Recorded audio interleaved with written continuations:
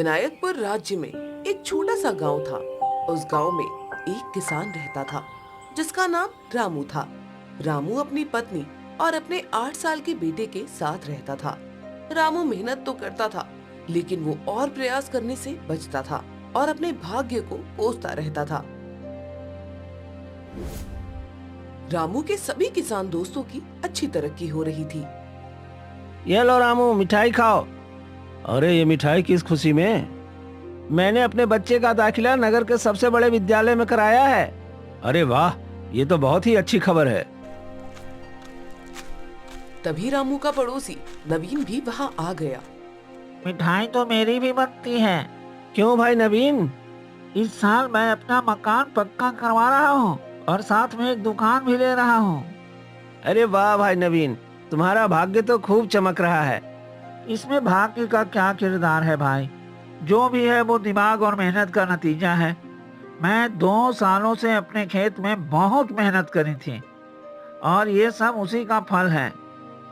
नहीं भाई, मैं तो भाग्य में बहुत विश्वास रखता हूँ।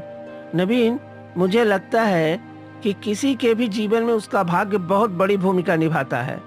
तुम्हारा इस पर क्या कहना है रामू? रामू कब से उन दोनों की बातें सुन रहा था, लेकिन वो बीच में कुछ नहीं बोला, क्योंकि उसके साथ ना ही कुछ अच्छा हुआ था पिछले कुछ सालों से और ना ही उसकी कोई तरक्की हुई थी। ये मेहनत और भाग्य की बात नहीं है। कुछ लोगों के साथ सब कुछ अच्छा ही होता है और कुछ लोग मेरे जैसे होते हैं। रामू उदास होकर घर गया तो उसकी पत्नी उससे पूछने लगी, क्या बात है जी, आप इतने शांत क्यों हैं? मेरे सारे दोस्तों की तरक्की हो रही है, सिवाय मेरे। मुझे समझ में नहीं आता कि उन लोगों के पास ऐसा क्या है जो मेरे पास नहीं है। आपने कहा था कि इस बार खेत संभालने के साथ साथ कुछ और भी काम ढूंढेंगे, उसका क्या हुआ? अरे काम ढूंढने का क्या फायदा जब परिणाम तो एक ही आना है, असफलता। ऐसी नकारात्मक सोच मत बनाइए, आपको सही दिशा नहीं मिल रही है। ये सुनकर रामू को उसकी पत्नी पर गुस्सा आ गया। तुम कहना क्या चाहती हो कि मैं दिशाहीन हूँ? मुझे धन कमाना नहीं आता? अरे नहीं नहीं, मेरे कहने का वो मतलब नहीं है। मैं तो बस इतना कह रही हूँ कि आप भावनाओं में ज्यादा जीते हैं और परिणाम की चिंता पहले ही करने लगते हैं। देखो मीना, तुम मुझे मत समझाओ कि काम कैसे होता है। मैं पिछले 10 वर्षों से काम कर रहा हूँ। मुझे माफ कर दीजिएगा, मैं आपका दिल नहीं दुखाना चाहती थी। आइए, आप खाना खा लीजिए। मुझे नहीं खाना है। जिसका भाग्य ही सोया हो उसे न भूख लगती है न प्यास। रामू अपने भाग्य को कोसकर सोने चला गया।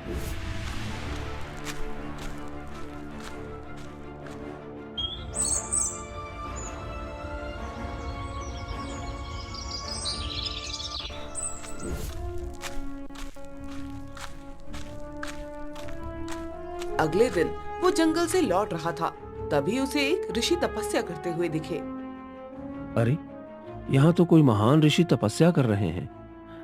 नहीं नहीं नहीं, मुझे इनका रास्ता नहीं काटना चाहिए। मैं पीछे वाले रास्ते से चला जाता हूँ।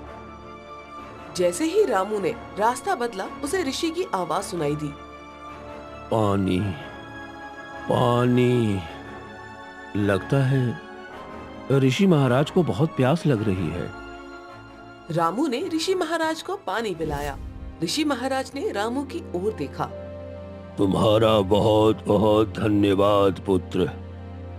इस रास्ते से कोई आता जाता नहीं है, इसलिए हमें कोई पानी पिलाने के लिए नहीं दिखता, लेकिन तुमने हमारी सहायता की है। प्रणाम ऋषि जी, ये मेरा कर्तव्य था। आपकी तपस्या के सामने मैं कौन हूँ? ऋषि जी ने रामू का मन पढ़ लिया। उसमें निराशा और दुख के अलावा और कुछ नहीं था। तुम इतने निराश क्यों हो पुत्र? ऋषि जी, क्या बताऊं, मेरे हालात ही कुछ ऐसे हैं। जितना भी कोशिश कर लूं, मेहनत कर लूं, कभी भी सफलता नहीं मिलती। अब तो मैंने आशा करना ही छोड़ दिया है। ऋषि जी देखते हैं कि रामू को समझाने का कोई उपाय नहीं है। उसके अनुभवों ने उसकी सोच को नकारात्मक बना दिया है और इसी वजह से वो अपने गुणों को भी नहीं देख पा रहा है। तुमने हमें पानी पिलाया, हम तुमसे बहुत खुश हैं। ऋषि ने एक चमत्कारी पौधा रामू को दिया और कहा, ये लो, ये पौधा, ये कोई आम पौधा नहीं है। इसे तुम अपने आंगन में लगाओ। जितना तुम इसकी देखभाल करोगे, उतना ही ये पौधा अपना रूप बदलेगा, और जितना ये पौधा बढ़ता जाएगा, तुम्हारा भाग्य भी खुलता जाएगा। रामू वो पौधा ले लेता है और खुश हो जाता है। अरे वाह, अगर सच में ऐसा हुआ तो आज के बाद मुझे मेहनत करने की कोई आवश्यकता नहीं है। आराम से अपना जीवन बिताऊंगा। पानी पिलाने का इतना बड़ा उपहार। लेकिन तुम एक बात याद रखना, इस पौधे का राज सिर्फ अपने मन में दबा के रखना। अगर इस पौधे के बारे में किसी को गलती से भी पता चला तो उसका भाग्य भी खुल जाएगा, और इस पेड़ पर उसके भाग्य की टहनी उग जाएगी और तुम्हारा भाग्य बट जाएगा। जी ऋषि जी, मैं ये राज किसी को भी नहीं बताऊंगा।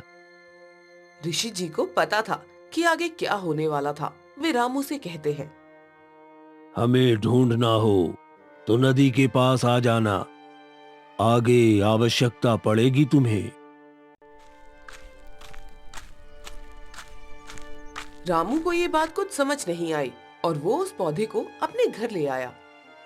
अगर मैंने इस पौधे को अभी सबके सामने लगाया तो सब मुझसे सवाल करेंगे। कल सुबह जल्दी उठकर इस पौधे को अपने आंगन में लगा दूंगा।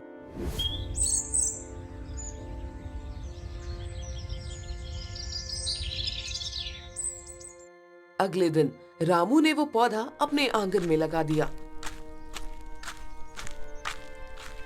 उसकी पत्नी ने रामू को पौधा लगाते देखा तो उसके पास आ गई। अरे, आपको कब से पौधों का शौक हो गया? मीना, तुम मेरी पत्नी हो, इसलिए मैं तुमसे एक वचन लेना चाहता हूं। तुम इस पौधे के बारे में कभी भी मुझसे कोई बात नहीं करोगी। ठीक है जी, फिर आपको ही इसकी रोज देखभाल करनी होगी।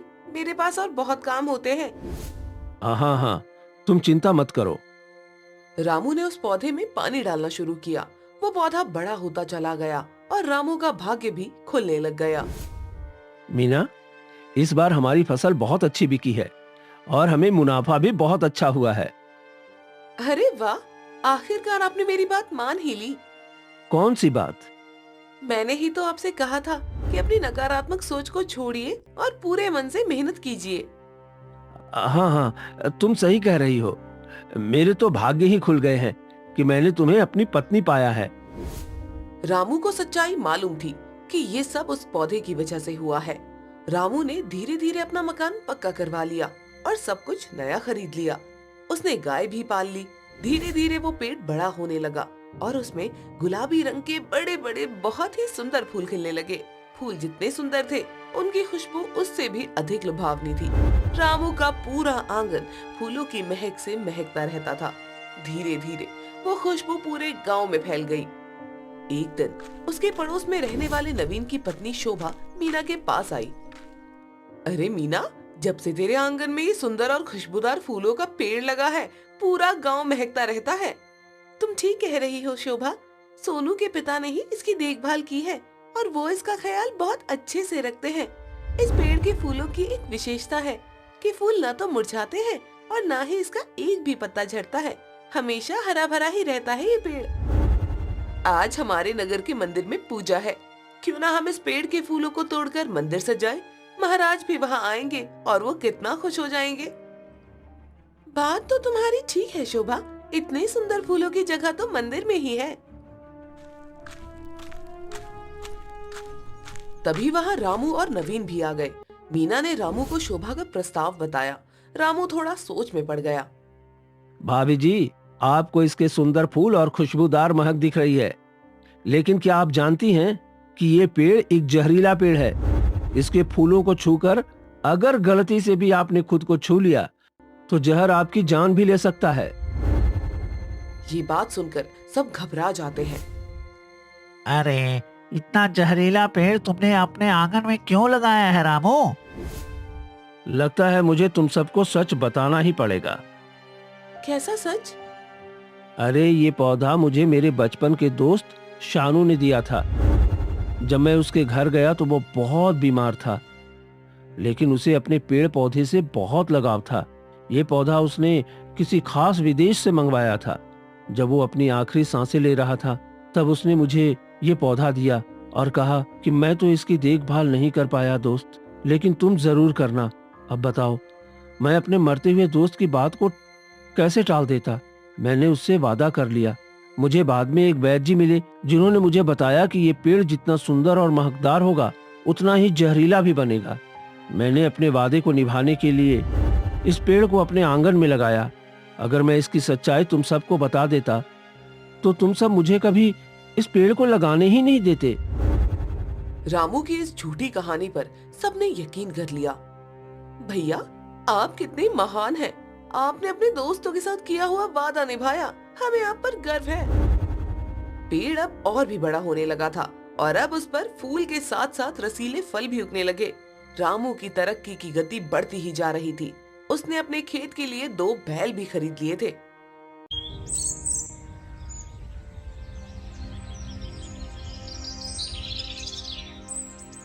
एक दिन रामू का बेटा सोनू और उसके पड़ोसी नवीन का बेटा शौर्य रामू के आंगन में खेल रहे थे। शौर्य की नजर उस पेड़ के रसीले फलों पर पड़ी। वे इतने स्वादिष्ट दिख रहे थे कि शौर्य को उस पर लालच आ गया। सोनू, चल उस पेड़ के फल को चखते हैं। देखें कितने रसीले हैं। अरे मेरे मुंह में तो पानी आ रहा है। पिताजी ने मुझे उस पेड़ को छूने से मना किया है। शौर्य, तुम्हें फल खाने का मन है तो हम माँ से मांग लेते हैं। रुको, मैं अभी माँ से तुम्हारे लिए फल लेकर आता हूँ। सोनू जैसे ही अंदर गया, शौर्य ने पेड़ से फल तोड़ लिया और उसे लेकर अपने घर की ओर भाग गया। शौर्य फल खाने लगा। तभी उसके पिता नवीन वहां आ गए। पिताजी, ये फल चखिए, कितना स्वादिष्ट है। नवीन ने फल चखा और उसे भी वो फल बहुत स्वादिष्ट लगा। अरे वाह, कहाँ से आया ये फल? ये फल तो मैंने सोनू के आंगन में जो दीवार के पास पेड़ लगा है ना, वहाँ से तोड़ा है। नवीन ये सुनकर चौंक जाता है। वो डर के मारे उस फल को फेंक देता है। हे भगवान, तुमने और मैंने उस जहरीले पेड़ के फल को खा लिया। अब हमारा क्या होगा? नवीन देखता है कि काफी समय बीत गया, लेकिन उसे और उसके बेटे को कुछ भी नहीं हुआ। अरे रामू ने तो कहा था कि ये बहुत ही जहरीला पेड़ है, फिर ऐसा तो कुछ भी नहीं हुआ। अवश्य कोई और बात है, मुझे इसका पता लगाना ही होगा।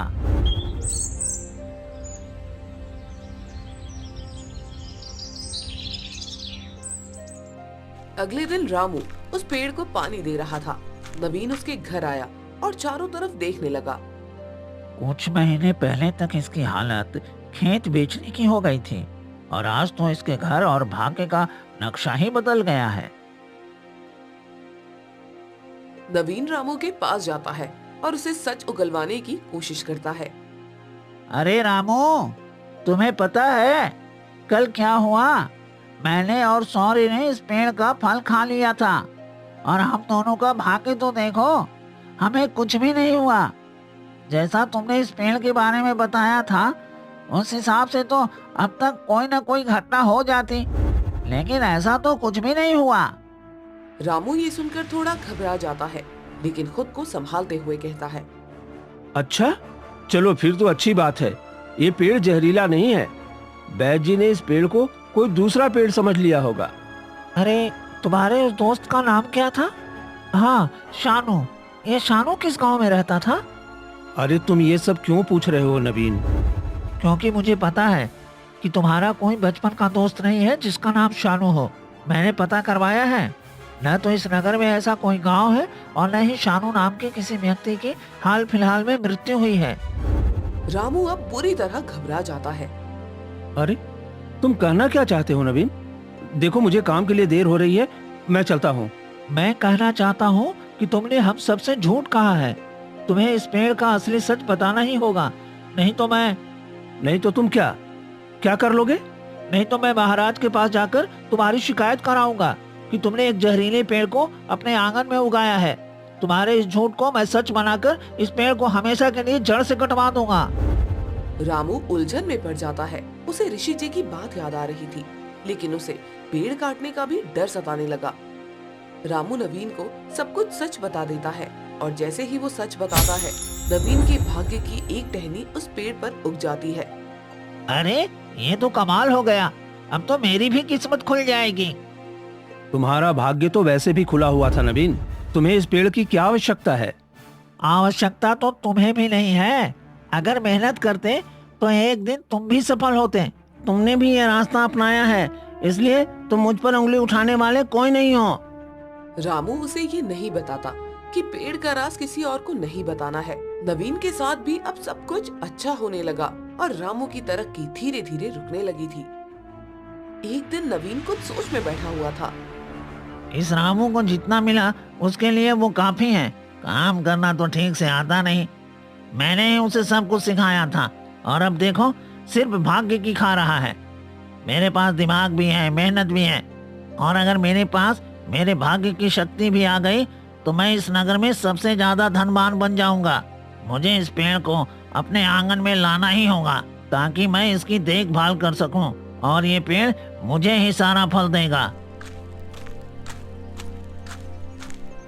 अगले दिन नवीन राजा के पास गया और उनसे गुहार लगाने लगा। महाराज, मेरे पड़ोसी रामू के घर की दीवार मेरे आंगन तक आ गई है, जबकि वो जमीन हमारी है। रामू हमारा बहुत पुराना पड़ोसी है, इसलिए हमने कुछ नहीं कहा, लेकिन हमें अपना मकान और बड़ा करवाना है और हमें उस जमीन की आवश्यकता है। ऐसा कुछ नहीं है महाराज, वो आंगन की जमीन हमेशा से हमारी थी। नवीन रामू को धमका कर कहता है, अगर तुमने मुझे वो जमीन नहीं दी तो मैं महाराज को सब कुछ बता दूंगा। वो पेड़ और उसका राज छुपा नहीं पाएगा। सोच लो रामू। क्या राज? ये किस पेड़ की बात कर रहा है रामू? मैं बताता हूँ महाराज। नवीन ने उस पेड़ के बारे में राजा को बता दिया। अगर वो पेड़ हमारे पास होगा तो हम इस राज्य के साथ साथ पूरी दुनिया में राज्य करेंगे। हमारे पास हुनर के साथ साथ भाग्य का भी साथ होगा। राजा के साथ मंत्री ने भी राज सुन लिया। पेड़ की टहनियां बढ़ने लगी और धीरे धीरे उसका कद भी ऊंचा होने लगा। मंत्री ने अपने घर जाकर अपनी पत्नी को ये बात बताई। अरे सुना है पास वाले गांव के रामू के आंगन में एक जादुई पेड़ है जो कि सोया हुआ भाग्य भी जगा देता है। अरे क्या बात कर रहे हैं आप? मंत्री की पत्नी ने ये बात अपने पड़ोस में बताई और फिर ऐसा करते करते ये बात पूरे राज्य में फैल गई। टहनियां बढ़ती ही जा रही थी और वो पेड़ पूरे राज्य में फैलता ही जा रहा था। ये क्या? ये पेड़ तो बढ़ता ही जा रहा है। ये राज जितना फैलता जाएगा ये पेड़ उतना ही बढ़ता जाएगा। ऐसे तो ये पूरे राज्य में फैल जाएगा। पेड़ की टहनियां पूरे गांव में फैल चुकी थी। सारा गांव इस बात से परेशान था। नवीन के घर से पेड़ की जटाएं निकलने लगी। नवीन भागता हुआ रामू के पास आ गया। रामू के घर पर पूरा पेड़ फैल चुका था। ये क्या हो रहा है रामू? ये पेड़ तो बढ़ता ही जा रहा है। हाँ, क्योंकि इसका राज चारों तरफ फैलता जा रहा है। मैंने उस दिन तुमसे ये बात छुपाई थी कि ये राज जिसको भी पता चलेगा उस व्यक्ति के भाग्य की टहनी इस पेड़ पर उग जाएगी। अरे ये पेड़ तो हमारे बने बनाए घर को, हमारे खेतों को नष्ट कर रहा है। अब मैं क्या कर सकता हूँ? ये सब तुम्हारी वजह से हुआ है। तुम्हें ही कुछ करना पड़ेगा। इतने में वहाँ राजा पधारते हैं। रामू, तुम्हारी वजह से ये सब हुआ है।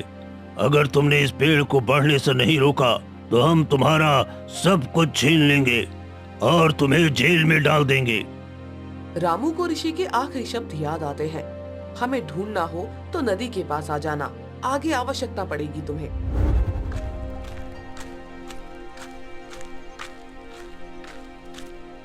रामू भागता हुआ नदी के पास जाता है। वो देखता है कि ऋषि अपने ध्यान में मगन थे। ऋषि महाराज, हमें आपकी आवश्यकता है, हमें बचाइए। उस पेड़ ने तो विकराल रूप ले लिया है। आप कुछ करिए ऋषि महाराज, आप कुछ करिए।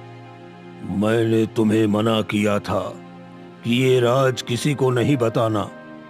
मैं क्या करता, मुझे लालच आ गया था कि पेड़ कट गया तो मेरा भाग्य फिर से सो जाएगा।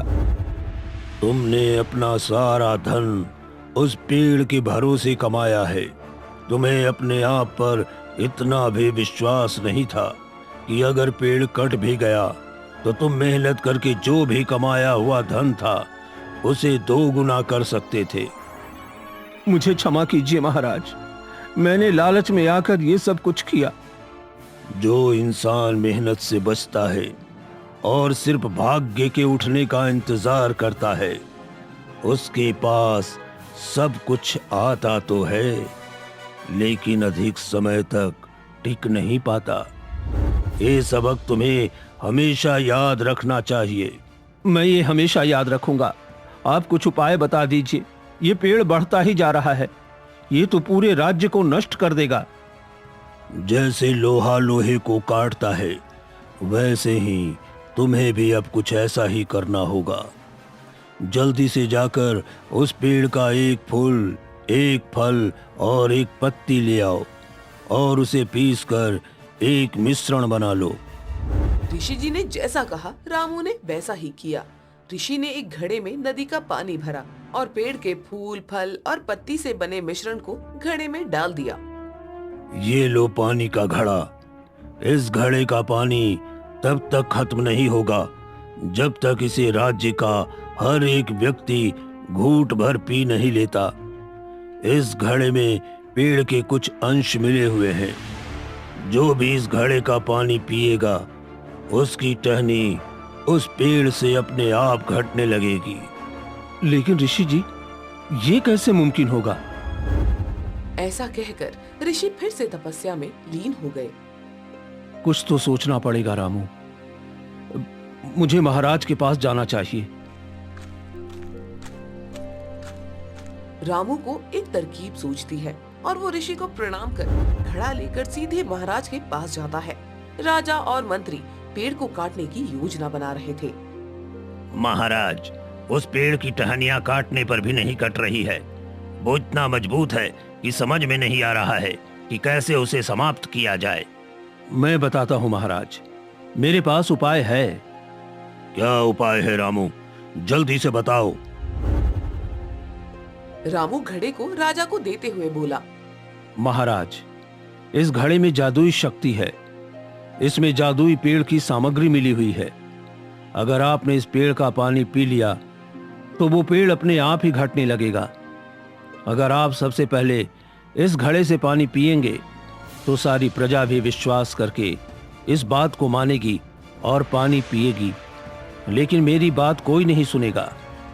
इसका क्या सबूत है? हमारे राजा ऐसे ही किसी के हाथों से कुछ भी नहीं पिएंगे, समझे? आपको ऐसा करना होगा महाराज। अब उस पेड़ से आप ही सबको बचा सकते हैं। हम पिएंगे मंत्री जी। हम भी इस लालच में उतने ही भागीदार हैं जितने कि सब। राजा ने पहला घूंट पिया और मंत्री को घड़ा थमा दिया। मंत्री जी, आप इस घड़े से सबको पानी पिला दीजिए और सबके मन में उपजे लालच को खत्म करिए। जी महाराज, जैसी आपकी आज्ञा। आप भी पानी पीजिए मंत्री जी। हाँ महाराज, मेरे द्वारा ही ये बात नगर तक गई थी। मैं भी इसका भागीदार हूँ। व्यक्ति का लालच कभी खत्म नहीं हो सकता। लालच जितना बढ़ेगा, भाग्य उतना ही कमजोर होता चला जाएगा। पूरे राज्य के लालच ने इस पेड़ की भाग्योदय शक्ति को भी बेकाबू कर दिया। आप ठीक कह रहे हैं महाराज। इस तरह से वो पेड़ बढ़ता ही जाएगा और सबका विनाश कर देगा। मंत्री ने उस घड़े से पानी पिया और फिर सब में बांट दिया। धीरे धीरे सबने घड़े से पानी पी लिया और वो पेड़ धीरे धीरे घटता चला गया। उसकी फैली हुई टहनियां और जड़ें सिमट गईं और वो एक पौधा बन गया। वो घड़ा पूरे नगर से सोता हुआ नवीन के पास आ गया। नवीन ने घूंट भरकर वो घड़ा आखिर में रामू को दे दिया। वो पेड़ अब एक छोटा सा पौधा बन चुका था। लो, अब तो पेड़ पौधा बन गया। अब तुम ही संभालो इस मुसीबत को। हम तो मेहनत करके ही अपना धन कमाएंगे। रामू ने उस घड़े में से पानी पिया और वो पौधा एक बीज बन गया।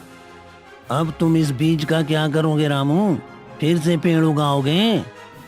सबसे पहले लालच का बीज मेरे मन में आया था। मुझे इस बीज की कोई आवश्यकता नहीं है। रामू ने उस बीज को नदी में बहा दिया और उसके बाद वो अपने भाग्य को बिना कोसे खूब मेहनत करने लगा। रामू ने इस बार खूब तरक्की करी, लेकिन किसी जादुई पौधे के कारण नहीं, बल्कि अपनी मेहनत और लगन से। कहानी की सीख, भाग्य को जगाने की एक ही चाबी है, मेहनत। व्यक्ति जितनी मेहनत करता है, भाग्य उसका उतना ही साथ देता है।